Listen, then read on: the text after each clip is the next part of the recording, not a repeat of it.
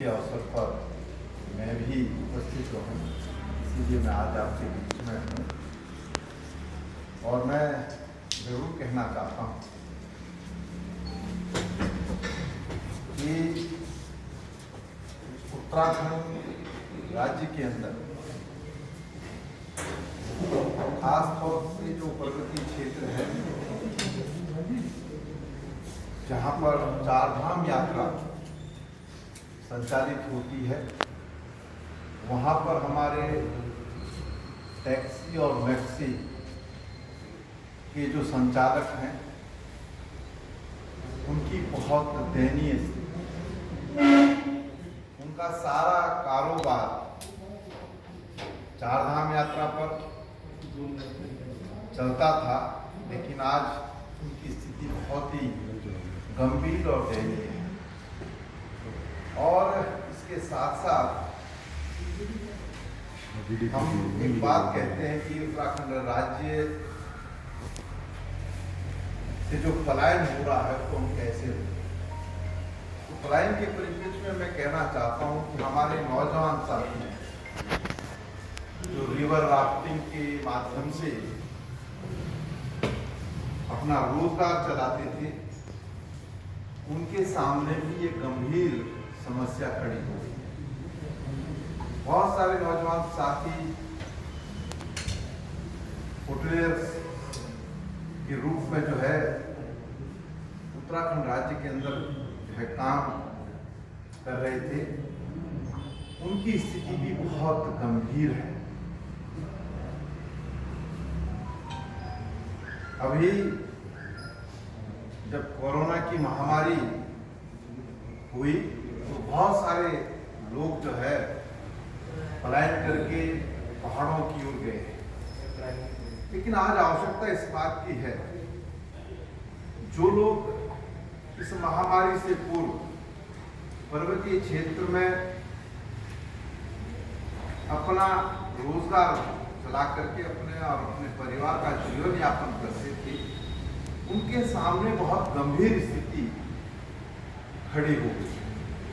हम सरकार से चाहते हैं कि सरकार इन लोगों को जो है वो आर्थिक पैकेज देने का काम करे, ताकि वो अपने आप और अपने परिवार को जो है फिर से अपने पैरों पर खड़ा कर सकें। क्योंकि निकट भविष्य में लगता नहीं है कि चार धाम यात्रा जो है इस पर्वतीय क्षेत्र में संचालित हम कर पाएंगे।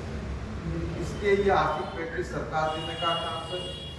दूसरी ओर मैं कहना चाहता हूं कि असमय जिस तरीके से ओलावृष्टि हुई है, बारिश हुई है, किसानों के सामने बहुत बड़ी समस्या खड़ी हो गई। खेतों में जो गेहूं था वो ओलावृष्टि से तबाह हो चुका है। जो अन्य फसलें थी नकदी, वो भी पूरी तरीके से तबाह हो गई। इसलिए हम सरकार से आग्रह करना चाहते हैं कि सरकार जिन लोगों की फसलें ओलावृष्टि से तबाह हुई है, उन्हें भी आर्थिक पैकेज देने का काम सरकार करे। अत्यधिक ओलावृष्टि से जो बागवान थे वो भी इससे प्रभावित हुए। सेब की फसल पूरी तरीके से नष्ट हो चुकी है। इसलिए सरकार, चाहे किसान हो चाहे बागवान हो, इनको आर्थिक पैकेज देने का काम करे। और जो गन्ना किसानों की समस्या है, उन समस्याओं के निराकरण के लिए हम सरकार से कहना चाहते हैं कि एक तो उनका भुगतान भी हो और गन्ना किसानों को भी आर्थिक पैकेज सरकार दे, ताकि हम इस लड़ाई से लड़ने का काम कर सकें। आज नौजवान साथियों के सामने भी समस्या है और मजदूर वर्ग के सामने भी समस्या है।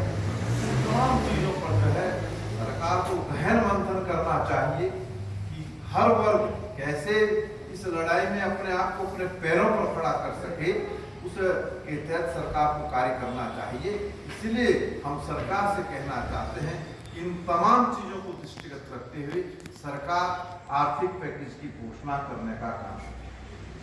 दूसरी बात, ये बात बार बार जो है हम अपने संबोधन में भी कहते रहे, आपके माध्यम से आम जन तक भी कहते रहे कि एक बड़ी विषम परिस्थितियां उत्तराखंड के जो प्रवासी हैं, जो अन्य राज्यों में हैं, उनके सामने खड़ी हुई।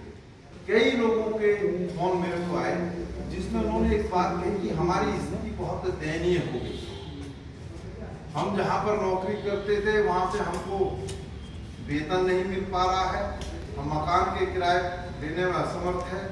इस तरीके से जो समस्या है उसका उन्होंने जिक्र किया और चाहते हैं कि उन्हें वापस जो है उत्तराखंड लाने का काम किया जाए।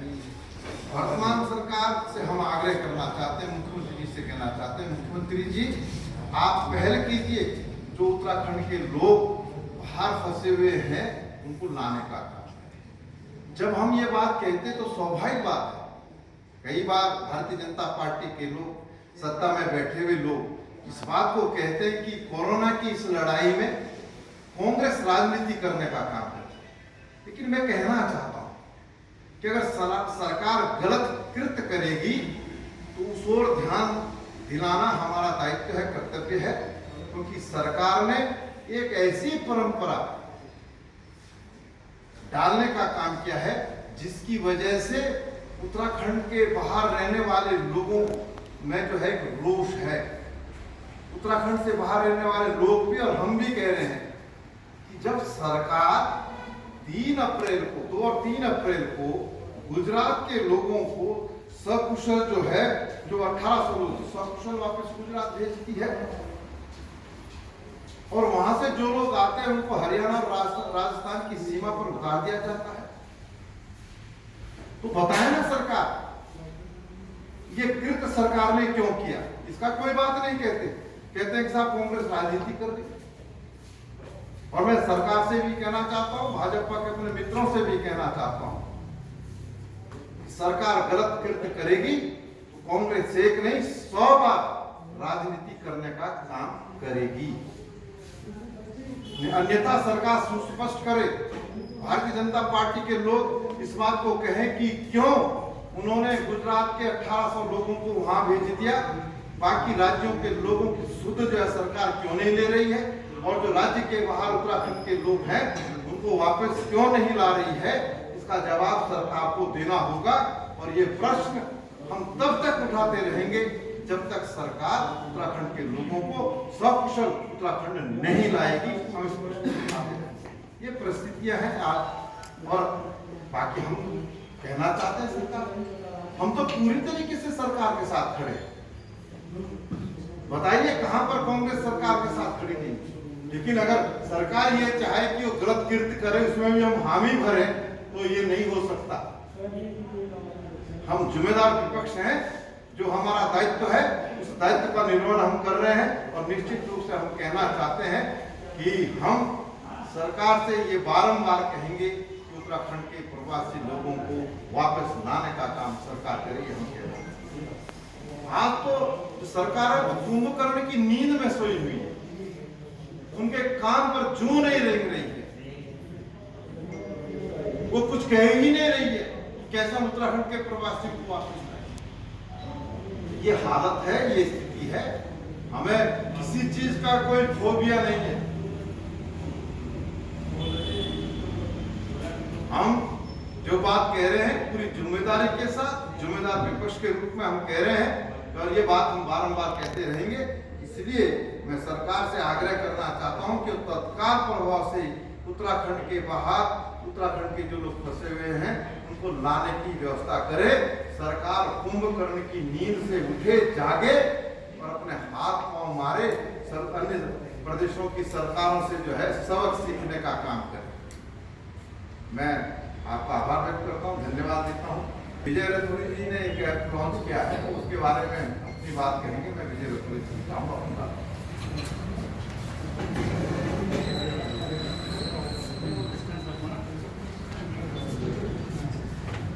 धन्यवाद माननीय प्रदेश अध्यक्ष प्रीतम सिंह जी, और धन्यवाद करना चाहूँगा विजय सारस्वत जी एवं चौधरी जी का, और यहाँ पर मौजूद तमाम पत्रकार बंधुओं को मेरा नमस्कार एवं धन्यवाद कि आप यहाँ आए। मैं आपको बताना चाहूँगा कि युवा कांग्रेस शुरू से ही इस कोविड-19 जो कि एक वैश्विक महामारी है जिसने इस पूरे देश को ही नहीं पूरे विश्व को अपनी पंजों में जकड़ लिया है, शुरू से ही युवा कांग्रेस सोनिया किचन, सोनिया रसोई एवं मास्क बांट के एवं अन्य माध्यमों से लोगों को सहायता करने का काम कर रही है। और जैसा कि आप सभी को पता है कि इस वक्त कोविड-19 की कोई भी वैक्सीन बनी नहीं है जिससे इसको पूर्णतः समाप्त करा जा सके। तो इस वक्त आप देखेंगे कि रिमोट एरियाज, गांव ग्रामीण जो क्षेत्र हैं, वहीं नहीं शहरी क्षेत्रों में भी लोग इस महामारी के प्रति बिल्कुल जागरूक नहीं है। कई बात ऐसी है जो अभी भी लोगों को पता नहीं है कि इसकी जनरल अवेयरनेस क्या है, इसमें क्या करना चाहिए, क्या नहीं करना चाहिए, किस तरीके से हम इससे बचे जा सकते हैं। तो राष्ट्रीय नेतृत्व के निर्देश अनुसार एवं माननीय प्रदेश अध्यक्ष प्रीतम सिंह जी के निर्देश अनुसार युवा कांग्रेस सोशल मीडिया ने एक कोविड-19 अवेयरनेस ऐप बनाई है, जिसके माध्यम से अगर लोग उसको देखते हैं, उसमें हमने क्वेश्चन डाले हैं जिसके माध्यम से लोग जान सकते हैं कि किस तरीके से हम इस महामारी से अपना बचाव कर सकते हैं। ये जो कोविड-19 ऐप अवेयरनेस ऐप हमने बनाई है, इसको मैं आपको दिखा देता हूँ। ये इस तरीके से है, इसमें हमने क्वेश्चन डाले हैं, करीब 35 से 40 क्वेश्चन अभी हमने इसमें फ्रेम किए हैं और प्रत्येक यूजर को जो भी इसको यूज करेगा उसको 10 क्वेश्चन दिए जाएंगे। इसमें हमने गवर्नमेंट एडवाइजरी के लिंक्स, आरोग्य सेतु ऐप का लिंक एवं WHO का लिंक भी दिया है, जिसके माध्यम से लोग उसके आंसर्स को भी ढूंढ सकते हैं एवं अन्य जानकारी भी कोविड-19 के बारे में प्राप्त कर सकते हैं। और आगे भी जैसे जैसे हमें कोविड-19 के बारे में गवर्नमेंट एडवाइजरी के थ्रू जानकारियाँ प्राप्त होती रहेगी तो हम इसमें नए नए क्वेश्चंस अपडेट करते रहेंगे।